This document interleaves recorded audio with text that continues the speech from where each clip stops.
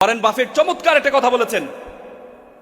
আপনারা যারা চাকরি পিছনে দৌড়ান, ওয়ারেন বাফেট বলছে তুমি তখনই সফল যখন যখন তুমি বসে থাকবা ঘরে, তারপরে তোমার অ্যাকাউন্টে টাকা ঢুকবে, তাহলে তুমি সফল। আপনি চাকরি করেন 9 ঘন্টা 8 ঘন্টা, চাকরি করার পরে আপনি যখন চাকরি শেষ, আপনার বেতন শেষ, চাকরি শেষ, আপনার বেতন শেষ। তার মানে আপনার সফল তখনই হবেন আপনি ঘরে বসে থাকবেন। দেখেন আমাদের একটা মানুষ, ধরেন আপনি 30,000 টাকা বেতনে চাকরি করেন, 30,000 টাকা, 10 ঘন্টা কাজ করেন প্রতিদিন। যদি 10 ঘন্টা কাজ করেন তাহলে প্রতি ঘন্টার বেতন কত দাঁড়ায় বলেন তো? 100 টাকা। যদি 60,000 টাকা বেতন তাহলে প্রতি ঘন্টার 200 টাকা, 200 টাকা। তার মানে আপনি 60,000 টাকা বেতন হলে আপনার প্রতি ঘন্টার হয় মাত্র 200 টাকা আপনার স্যালারি। আপনার হাতে কয় ঘন্টা আছে? 24 ঘন্টা। 24 ঘন্টাতে বেশি আছে। আপনার যেমন 24 ঘন্টা, ওয়ারেন বাফেটের 24 ঘন্টা, স্টিভ জবসের 24 ঘন্টা, মার্ক জুকারবার্গের 24 ঘন্টা। এই জন্য আপনাকে অন্যের 24 ঘন্টা আপনার অধীনে নিয়ে আসতে হবে। সেটা কেমন? অন্যের 24 ঘন্টা আপনার অধীনে আপনাকে নিয়ে আসতে হবে। তার মানে কি? আপনার অধীনে 10 জন কাজ করবে, এই 10 জনের 24 ঘন্টা, 10 জনের 10 ঘন্টা করে করে আপনার অধীনে নিয়ে আসতে হবে, তাহলে আপনি সেরা হইতে পারবেন। আর আপনি যদি বলেন না আপনার যে ঘন্টা আছে সেটাই করে আপনি বড় হবেন, আপনি বড় হইতে পারবেন না, আপনি বড় হইতে পারবেন না। এই জন্য অন্যের ঘন্টাকে আপনার ঘন্টার সাথে যদি যুক্ত করতে পারেন তাহলে আপনি সফল হবেন।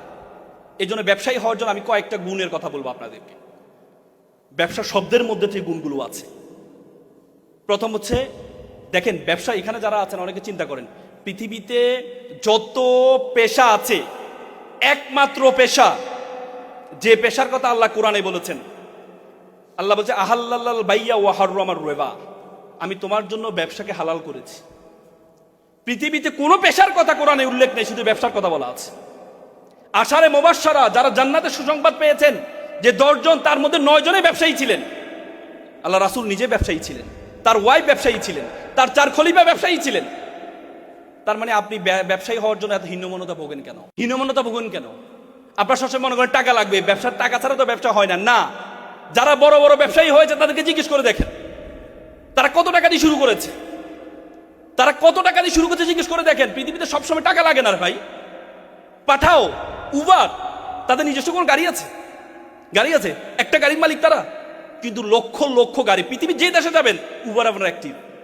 পৃথিবীর কোটি কোটি গাড়ি তারা ডিল করে কিসের মাধ্যমে? শুধুমাত্র একটা সফটওয়্যারের কারণে।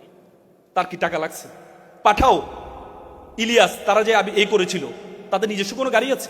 স্টুডেন্ট অবস্থায় তারা এই অ্যাপসটা তৈরি করেছিল। তার মানে শুধুমাত্র thinking is a very important. আমি কিছু আগে সিঙ্গাপুর গিয়েছি। সিঙ্গাপুর যখন মালয়েশিয়া থেকে তাদেরকে বের করে দেওয়া হয়, বলা হয়েছে সিঙ্গাপুরে একটা ফিশিং ভিলেজ বলা হতো। ফিশিং ভিলেজ মানে সেটাতে মাছ ধরার একটা গ্রাম। মালয়েশিয়া তাদেরকে বের করে দিয়েছে, সেখানে নিজস্ব কোনো কিছু নেই। সিঙ্গাপুরের বলা যায়, সিঙ্গাপুরের এ থেকে যখন বিমান উঠে, বিমান উপরে উঠতে উঠতে তাদের সীমানা শেষ হয়ে যায়। সেই সিঙ্গাপুর এখন পৃথিবীর একটা বিজনেস হাবে পরিণত হয়েছে। পৃথিবীর যত বড় বড় জাহাজ আছে, সব জাহাজ, যত বড় বড় বিমান আছে, সব বিমান ট্রানজিট করে সিঙ্গাপুর থেকে। যে পানিটা পর্যন্ত তারা কিনে নেয়, সে পানিটা তারা বিক্রি করে। নিজস্ব কিছু নেই। সবসময় নিজস্ব টাকা লাগবে না, ব্যবসা করার জন্য সবসময় নিজস্ব টাকা লাগবে না, কিন্তু আমাদের চিন্তাটা ছোট। ব্রিটিশরা যখন আমাদের উপমহাদেশে আসছিল, তখন আমরা 7th richest country all of the world, আমরা পৃথিবীর 7ম ধনী দেশ ছিলাম। আপনারা জানেন ঢাকা শহরে মানুষ আসে কেন? ঢাকা শহরে সুযোগ সুবিধা বেশি, এই জন্য আসে। টাকা আছে এই জন্য আসে।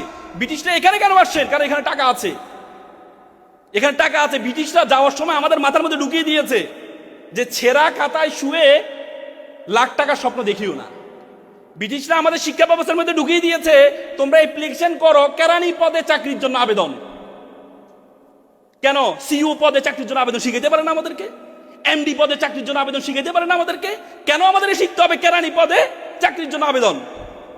আমাদের শিক্ষা ব্যবস্থার মধ্যে এমন কিছু ঢুকিয়ে দিয়েছে, তুমি লাখপতি, তোমাকে আবেদন করতে হয় আমার বাবা কৃষক, আমার চলতে পারি না, সুতরাং আমাকে কি বৃত্তি দেওয়া হোক। মিথ্যা থেকে শুরু করেছে তোমাকে শিক্ষা। ছোটবেলা হাঁটি মাটিম ডিম, তারা মাঠে পারে ডিম, এমন কোন প্রাণী আছে? না, তোমাদেরকে শেখানো হয়েছে, আমাদের মধ্যে শেখানো হয়েছে। ডিভাইড অ্যান্ড রুল ব্রিটিশদের। তারা বলে যে তোমরা সবসময় একজন পিছনে লেগেই থাকবি, তোরা আর অন্যদিকে তাকানো তোদের চিন্তা করতে হবে না, নিজের লেগে থাক।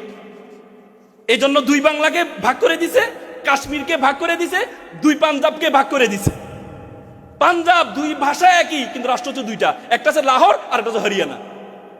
কাশ্মীর একটা জম্মু কাশ্মীর আর একটা আজাদ কাশ্মীর ভাগ করে দিছে। বাংলা পশ্চিম বাংলা পূর্ব বাংলা ভাগ করে দিছে, যে তোরা তোদের পিছনে লেগে থাক। এই জন্য আপনারা এখানে যারা আছেন, চাকরির জন্য আন্দোলন করবেন না ভাই, চাকরির জন্য আন্দোলন করবেন না।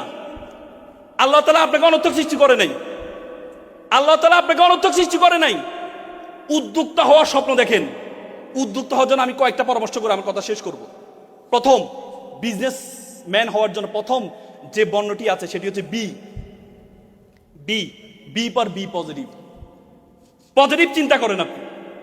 আমরা সবসময় নেগেটিভ চিন্তা করি, আমরা সবসময় নেগেটিভ চিন্তা করি। আরে আমি তো একটা সফটওয়্যার খুলবো, আমি একটা ওয়েবসাইট বানাবো, আমি একটা ফার্ম তৈরি করব, আমার ফার্মে আমি ডিপ্লোমা করেছি, মানুষ যদি শুনে ডিপ্লোমা করছি তাহলে কি আমার ফার্মে কি ইনভেস্ট করবে? আমরা সবসময় নেগেটিভ চিন্তা করি, বাঙালি হিসেবে আমরা নেগেটিভ। পৃথিবীতে এত খেলা থাকতে হাডুডু কেন আমাদের জাতীয় খেলা? দেখবেন হাডুডু একজন আগালে পাঁচজন পিছন দিয়ে ধরে রাখে, আবার পাঁচজন দাঁড়িয়ে থাকলে একজনকে খোঁচা মারে, হা ডু ডু। তার মানে আমাদের স্বভাবের সাথে মিল আছে। আমরা পজিটিভ চিন্তা করতে পারি না, আমরা শুরু থেকেই নেগেটিভ। এই জন্য বি পজিটিভ। আমি একটা এক্সাম্পল দিই। একবার আপনারা এডিডাস ছিল জার্মানির, ফ্রান্সের, জার্মানি ইউরোপের সবচেয়ে বড় জুতা কোম্পানি। প্রথম বিশ্বযুদ্ধের পরে সবচেয়ে বিখ্যাত কোম্পানি ছিল এডিডাস। এডিডাসের মার্কেটিং অফিসারকে পাঠানো হলো, যাও তো ইউরোপ তো ভালো করছো, এবার যাও আফ্রিকা যাও, আফ্রিকা গিয়ে দেখো তো জুতার ব্যবসা করতে পারো কিনা। সে গিয়ে দেখে যে আফ্রিকার মানুষ জুতাই পরে না, সে যে জুতা পরে না, আমি এখানে জুতার ব্যবসা কি করব। সে চলে আসছে, এসে সিইওকে বললো কি পাঠাইছেন, ওখানে তো জুতাই পরে না, কি ব্যবসা করব। পরবর্তীতে দ্বিতীয় বিশ্বযুদ্ধের পরে নাইক, আমেরিকার একটা জুতা কোম্পানি, তারা তাদের মার্কেটিং অফিসারকে পাঠালো, নতুন শুরু করেছে, মার্কেটিং অফিসারকে পাঠালো আফ্রিকায়। মার্কেটিং অফিসার গিয়ে দেখে যে আফ্রিকার মানুষ জুতা পরে না। সে চিন্তা করলো আমি যদি এখানে থেকে যদি তাদেরকে জুতা পরানোর ফজিলত সম্বন্ধে তাদেরকে যদি বর্ণনা করতে পারি, তাহলে আমি মনে হয় সবচেয়ে বেশি বিক্রি করতে পারবো এখানে। পরবর্তী সে 3 মাস ছিল, থেকে আফ্রিকার মানুষকে জুতার অবস্থা শিখিয়েছে, জুতা কেন পড়তে হবে।